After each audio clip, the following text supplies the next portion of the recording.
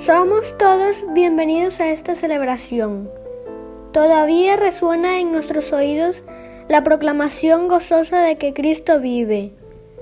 No ha sido una ilusión, no lo hemos soñado.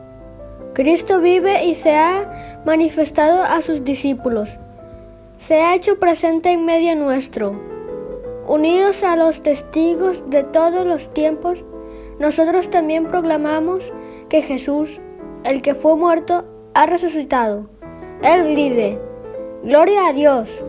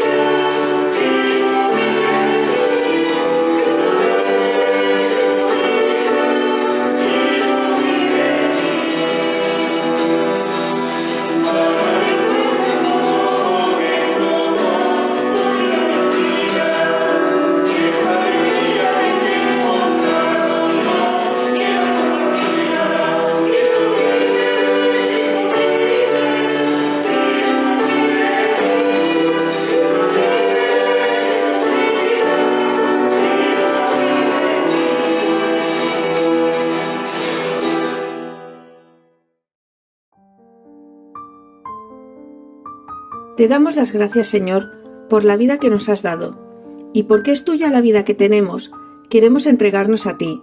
Somos tuyos, Señor. Que sea tu voluntad y no la nuestra en todas las cosas, en todo momento y en todo lugar, porque si es tu voluntad es bueno para todos, y eso nos da firmeza, alegría y esperanza.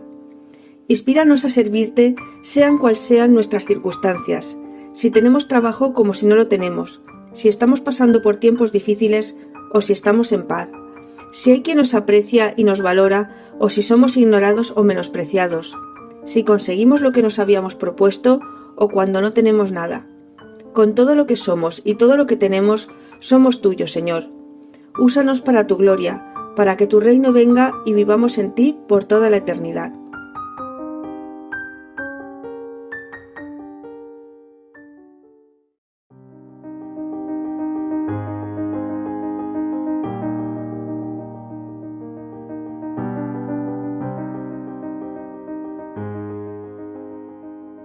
Si Cristo no resucitó, nuestra fe es vana y nuestros pecados no son perdonados.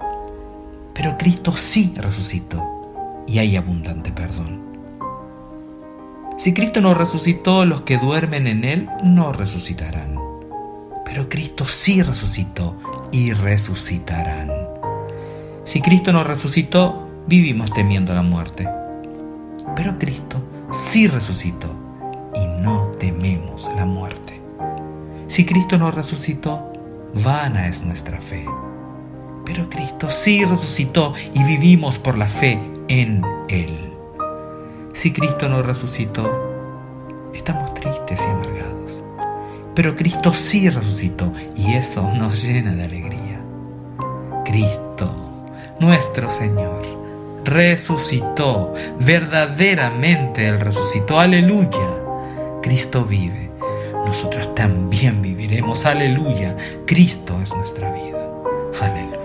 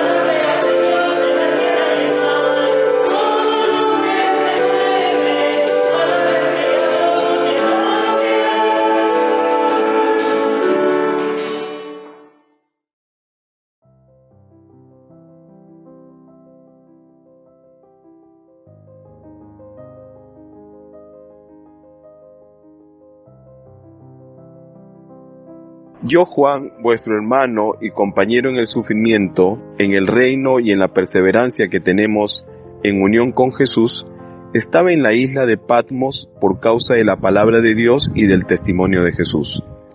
En el día del Señor vino sobre mí el Espíritu, y oí detrás de mí una voz fuerte, como de trompeta, que decía: escribe en un libro lo que veas y envíalo a las 7 iglesias, a Éfeso, a Esmirna, a Pérgamo, a Tiatira, a Sardis, a Filadelfia y a Laodicea. Me volví para ver de quién era la voz que me hablaba, y al volverme vi 7 candelabros de oro. En medio de los candelabros estaba alguien semejante al Hijo del Hombre, vestido con una túnica que le llegaba hasta los pies, y ceñido con una banda de oro a la altura del pecho.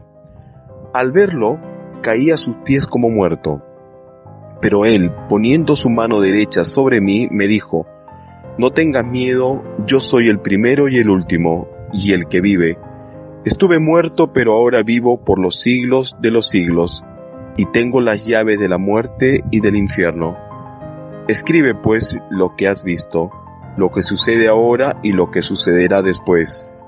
Esta es la explicación del misterio de las 7 estrellas que viste en mi mano derecha, y de los 7 candelabros de oro. Las 7 estrellas son los ángeles de las 7 iglesias, y los 7 candelabros son las 7 iglesias.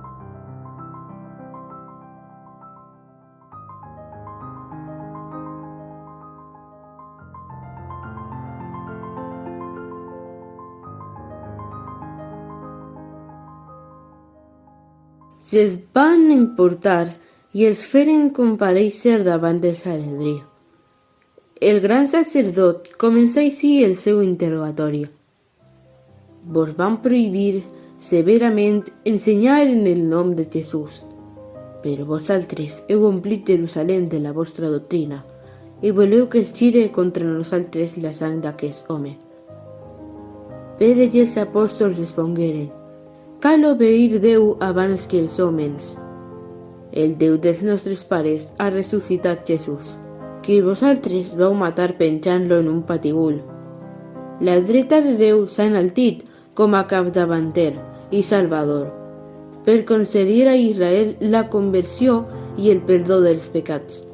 Nosaltres en som testimonis, i també és testimoni de l'Esperit Sant que Déu ha donat a qui els obeeixen.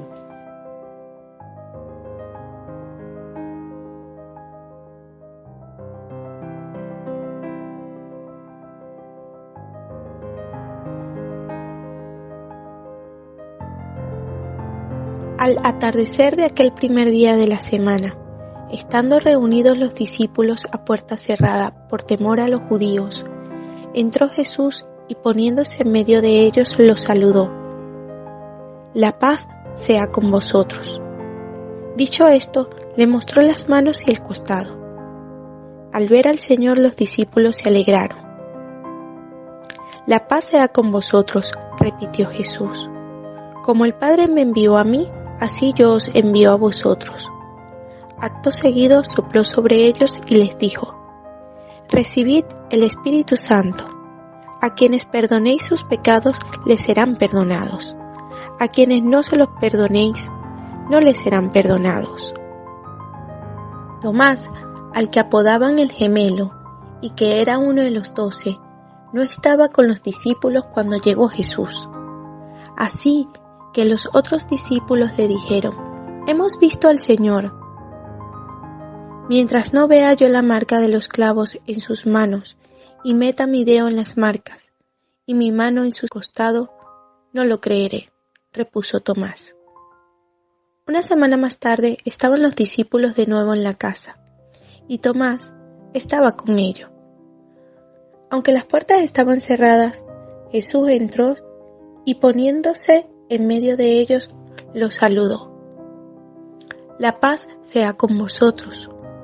Luego dijo a Tomás: pon tu dedo aquí y mira mis manos. Acerca tu mano y métela en mi costado.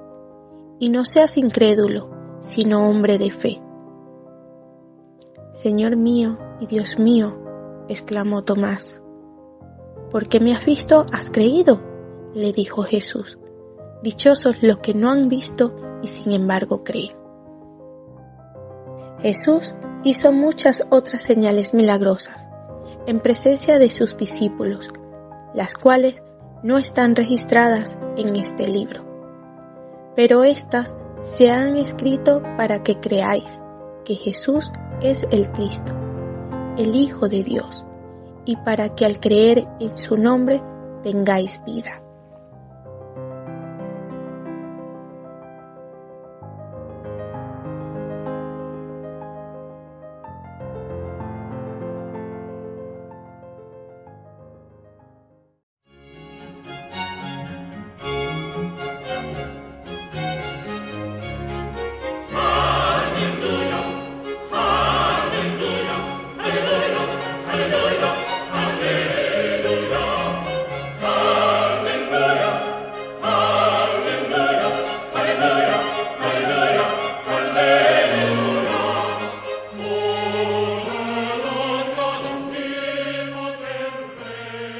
Que Dios nos ilumine con la luz de su Espíritu y renueve nuestra alegría por la resurrección. El domingo pasado, cuando recordábamos los textos que nos transmitían el acontecimiento de la resurrección de Jesús, el Evangelio de Juan recalcaba que el encuentro de María Magdalena con Jesús resucitado tuvo lugar muy de mañana, cuando todavía estaba oscuro. Con esas palabras, el evangelista no solo quiere ubicarnos en la franja horaria en la que todo sucedió, en la que todo ocurrió, sino que también describía el estado de ánimo y el sentimiento de María y de sus compañeros de discipulado. Un manto oscuro, un manto de oscuridad les había cubierto. Y con él sentimientos de tristeza, derrota, desilusión. Un manto de oscuridad porque habían sido testigos de la muerte y de la sepultura de Jesús, su querido Maestro, en quien habían depositado todas sus esperanzas e ilusiones. Por eso, su estado de ánimo era como la hora del día, oscuro, sin luz. Pero era el amanecer. Y con el amanecer, un nuevo día lleno de luz.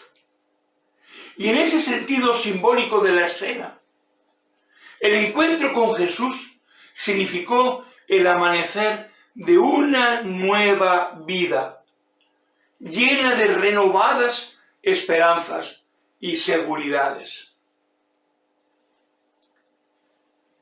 El texto del relato de Juan que hemos leído esta mañana nos lleva ahora al final de ese mismo día. Y de nuevo hace resaltar que era una hora sin luz, hora de oscuridad, el anochecer. Una vez más no podemos pasar por alto el evidente contenido simbólico de la escena dibujada en el texto. La oscuridad como signo de angustia, de miedo, de temor. Los discípulos sentían miedo de que las autoridades de los judíos dieran un paso más para acabar con los sueños iniciados por las palabras y los actos de Jesús. Porque para las autoridades judías no estaba todo resuelto. Cierto era que habían crucificado al líder, pero todavía quedaba el peligro de sus seguidores, máxime si los rumores de que había resucitado, rumores que se habían iniciado esa misma mañana, cogían cuerpo y se extendían. Así que las autoridades judías habían ideado todo un plan y estrategia para contrarrestar esos rumores. El Evangelio de Mateo nos transmite cómo, ante la noticia de los soldados de que el cuerpo de Jesús había desaparecido, las autoridades judías ordenan que surja de nuevo un nuevo rumor de que los discípulos, aprovechando un descuido de los soldados, habían robado el cuerpo y lo habían escondido. Es curioso ver cómo situaciones escritas así en los evangelios nos muestran que nuestra humanidad, nuestra sociedad, ha cambiado muy poco, si es que ha cambiado algo. Porque no son nuevas, no son invenciones de las redes sociales y de nuestro tiempo, las ahora llamadas fake news, lo que toda la vida hemos llamado noticias falsas. Se extendían y con las noticias falsas se pretendía hacer contrainformación. Y frente al rumor de que Jesús había resucitado, lanzaban un potente rumor también de que los discípulos habían robado el cuerpo de Jesús. ¿Veis? Nada nuevo hay bajo el sol. Sí, por eso los discípulos estaban temerosos, porque entre rumores y contrarrumores las autoridades podían ir a por ellos y acabar de un plumazo, de un golpe, con todo lo que significaba la palabra y la acción de Jesús. Y estaban escondidos en un ambiente de cierre, de oscuridad, de tinieblas.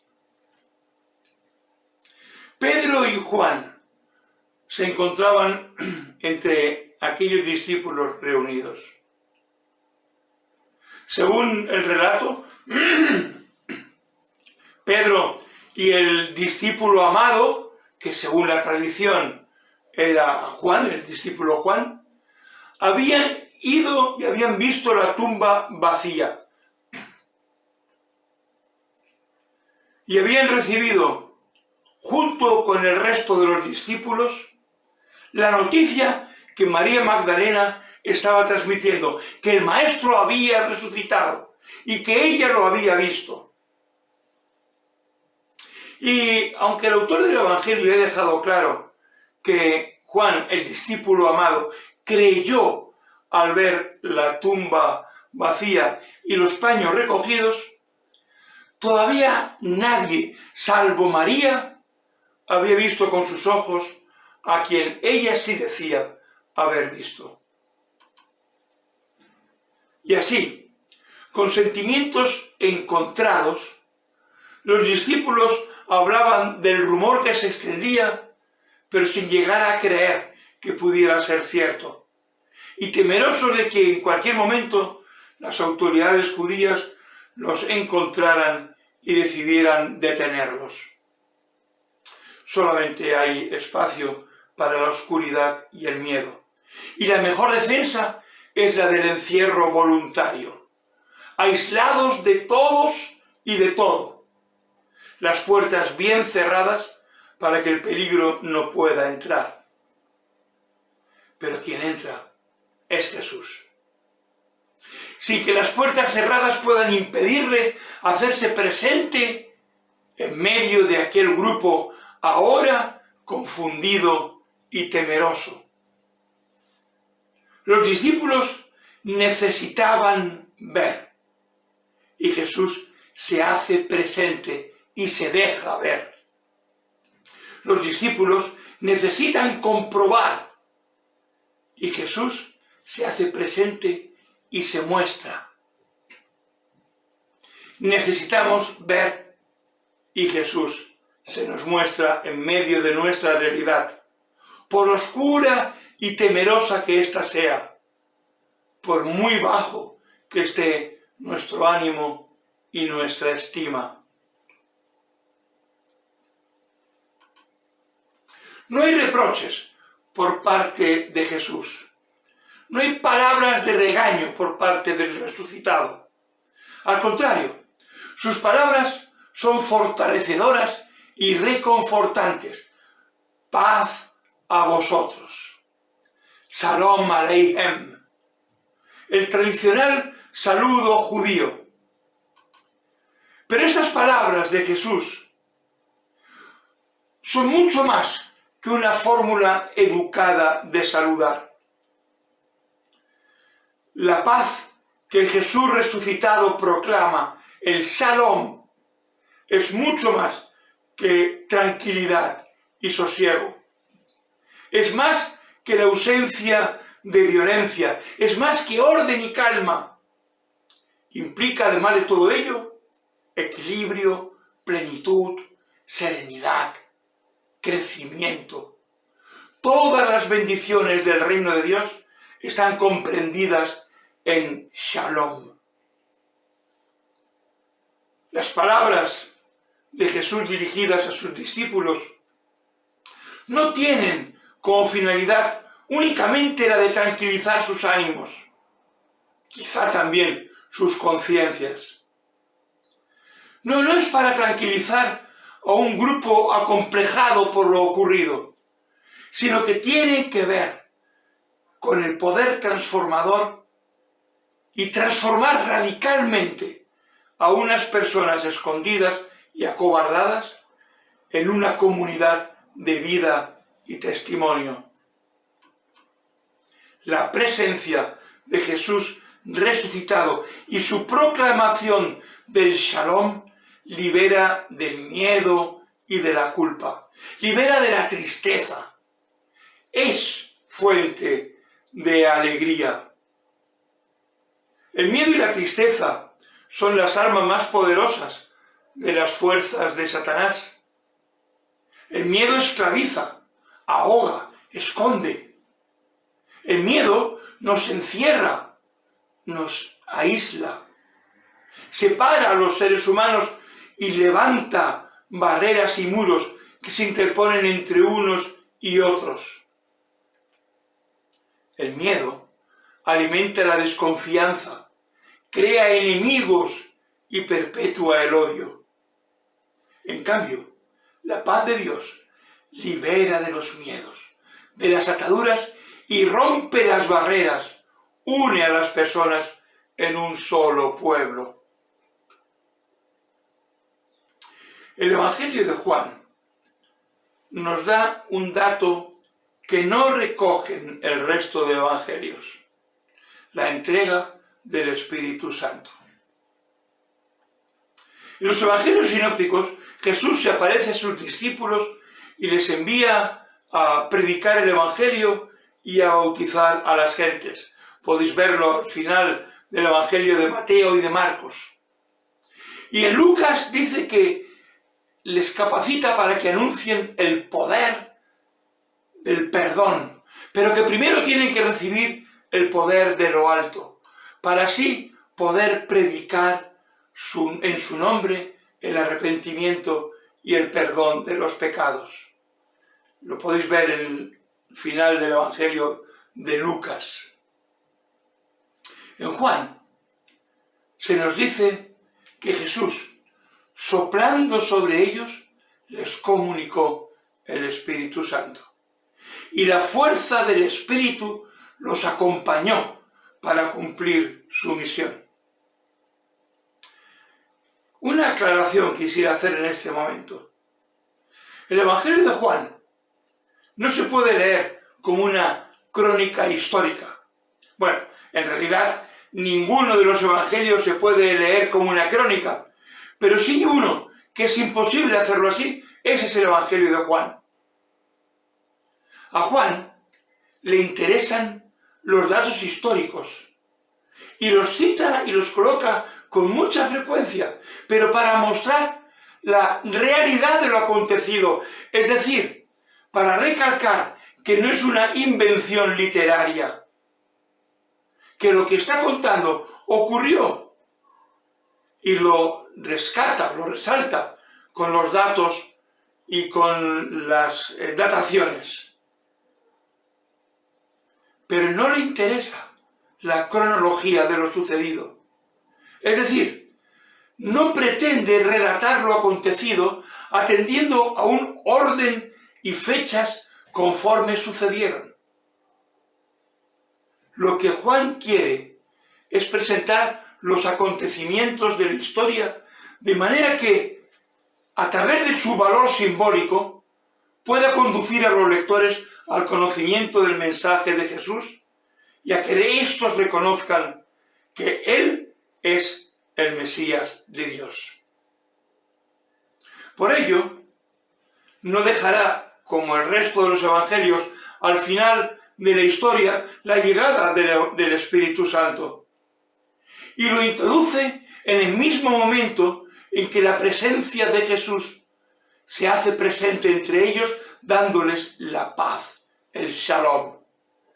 Y en el momento en que la presencia de Jesús, haciéndose presente entre ellos, les transforma de tal manera que un grupo de escondidos, desorientados y temerosos son convertidos en activistas del reino, para que hablen y actúen abiertamente entre la multitud. ¿Y cómo podría producirse semejante transformación sin la presencia y la acción del Espíritu de Dios? ¿Y cómo puede llegar el Espíritu Santo si no es por la acción de Jesús resucitado? El poder de Dios, a través de la presencia y la acción del Espíritu Santo, les dio fortaleza y seguridad.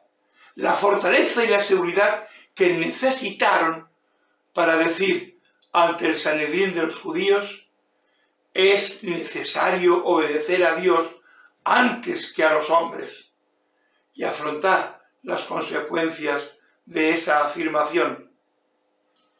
Esas mismas consecuencias que antes les daban miedo y les sometían a la oscuridad, ahora las consideran el aval de su buena acción como testigos y apóstoles.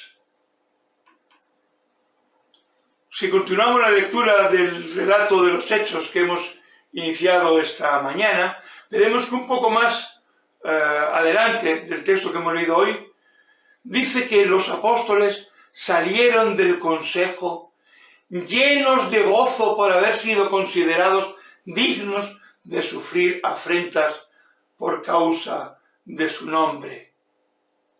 Y día tras día, en el templo y en la casa, no dejaban de enseñar y anunciar las buenas nuevas de que Jesús es el Mesías. Podéis leerlo en Hechos 5, versículos del 41 y 42. Obedecer a Dios implica, en muchas ocasiones, la decisión firme y consciente de desobedecer a los poderes de este mundo, como hicieron los apóstoles desobedeciendo las órdenes del Sanedrín, o como hicieron las parteras en los tiempos de la esclavitud en Egipto, que se negaron a obedecer la orden de matar a todo niño varón judío recién nacido. Podéis verlo en el libro del Éxodo. No hay obediencia debida a los poderes de este mundo cuando éste se opone a la voluntad de paz y bienestar para todos manifestada por Dios. Y no podemos ampararnos y escudarnos en «es que me lo mandaron y me lo ordenaron», cuando entra en conflicto con aquello que recibimos como mandato y como voluntad de Dios. Y si tenemos alguna duda, la luz de Dios, mostrada en las palabras y en las acciones de Jesús, arrojará claridad para nuestras decisiones. La paz sea con vosotros, nos dice diariamente Jesús. Y soplando sobre nosotros nos comunica el Espíritu Santo, para que también nosotros hoy, pasemos del miedo y la angustia a la libertad y el gozo. Porque gozo del mundo es el Señor, que viene a rescatar de todo mal al pecador. Gozo del mundo es el Señor, que rompe la maldición y nos trae perdón, consuelo, luz y paz. Gozo del mundo es el Señor, que nos da el precioso don de su amor. Así es, y así será por siempre. Amén.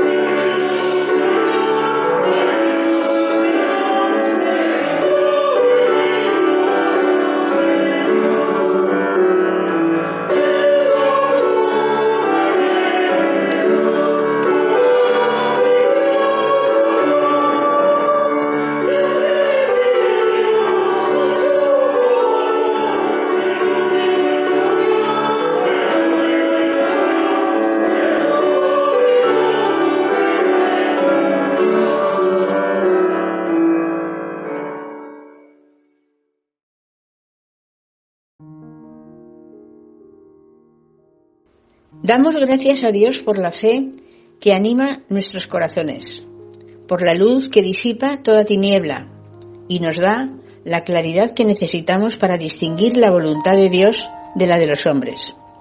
Gracias por la fe que nos lleva a vivir en la firme seguridad de que la vida triunfa sobre la muerte. Intercedemos ante el Señor por aquellos que, careciendo de esperanza, viven en la oscuridad y el temor. Pedimos que encuentren el camino de la fe y puedan ver más allá de sí mismos y rendir su obediencia a aquel que por amor murió y resucitó para abrirles el camino de la vida.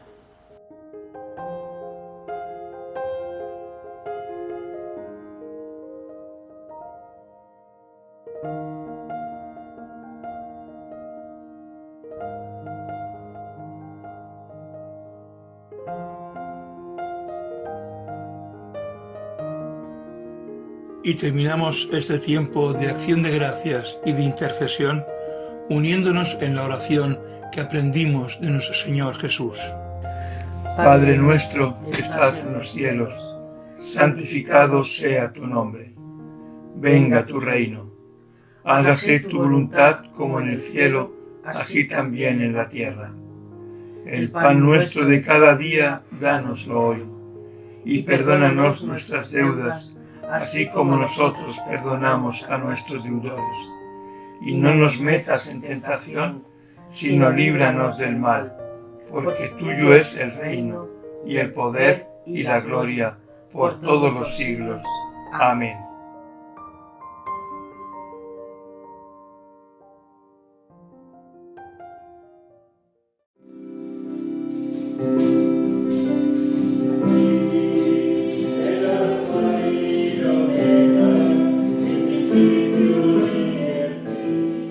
Como parte de nuestro culto, de nuestra adoración y de la vivencia de la fe, presentamos nuestras ofrendas. Nuestra Iglesia no es una asociación que reciba subvenciones del Estado o patrocinio de alguna empresa. Nuestra Iglesia depende únicamente de las aportaciones de los fieles, de las aportaciones de sus miembros. Pero tenemos que hacer frente a nuestros gastos, como toda familia o todo grupo. Si te sientes solidario con nuestra labor y quieres ayudarnos a dar alimento al que no tiene, vestido al que carece de él, si quieres ayudarnos a llevar la palabra y el gesto que comunica esperanza y muestra el amor de Dios, puedes hacernos llegar tu ofrenda realizando un ingreso en la cuenta que aparece impresa y que encontrarás en los créditos de este vídeo. Pero no lo hagas por obligación, hazlo con alegría y gozo, porque Dios ama al dador alegre. Gracias por tu solidaridad y generosidad.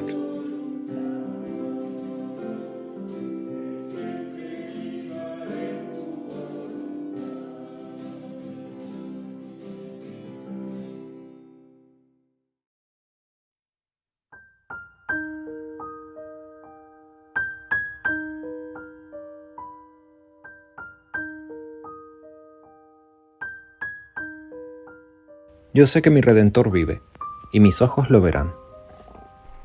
Yo sé que mi Redentor vive, en cada mañana que anuncia una nueva oportunidad para vivir, amar, crear, trabajar, llorar, gozar, luchar, porque la vida hay que vivirla a corazón abierto. Yo sé que mi Redentor vive, en cada encuentro con la familia, los amigos, los compañeros de trabajo, porque su presencia completa mi visión del mundo. Yo sé que mi Redentor vive, cuando oigo, conozco y acompaño la lucha de los que sufren y trabajan por un mundo más justo. Su compromiso me mantiene en la realidad. Yo sé que mi Redentor vive, cuando veo la sonrisa de los niños, su sencillez y confianza en la vida, anima la esperanza y me compromete a cuidarlos. Yo sé que mi Redentor vive, cuando escucho las historias de los ancianos, sus recuerdos, su sabiduría y consejos, me confirman que Él es el mismo ayer, hoy y por los siglos. Yo sé que mi Redentor vive, porque en mi comunidad de fe, cada vez que nos juntamos vuelve a suceder. Él se hace presente en medio nuestro. Por eso y más, yo sé que mi Redentor vive. Muchas cosas han visto mis ojos, otras tantas verán. Y porque Él vive, he de vivir como resucitado, aun cuando la muerte circunde. Yo sé que mi Redentor vive, y mis ojos lo verán.